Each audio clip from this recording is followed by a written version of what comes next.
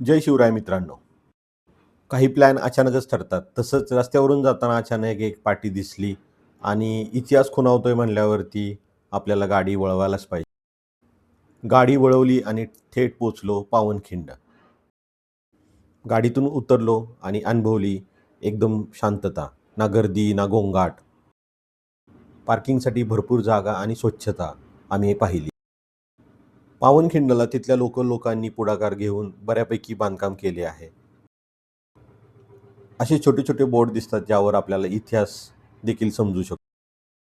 साधारणतः 200 ते 250 पायऱ्या उतरल्यानंतर आम्ही या पावन ठिकाणी पोहोचलो.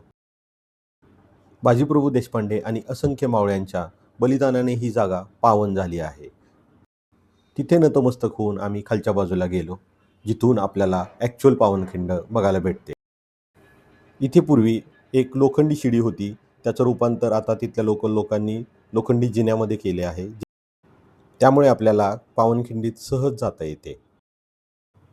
इथेच बाजीप्रभू देशपांडेंनी सिद्दी जोहरच्या सैनिकांना अडवून ठेवले होते. जोपर्यंत शिवाजी महाराज विशाळगडावर पोहोचत नाहीत तोपर्यंत ही खिंड लढवून ठेवली होती. आयुष्यात एकदा ही खिंड आपण बघायलाच पाहिजे. जर तुम्ही बघितली असेल तर कमेंट करा आणि जर बघितली नसेल तर लवकरच तिथे जायचा प्लॅन करा. पावसाळ्यात इथले वातावरण एकदम छान असते.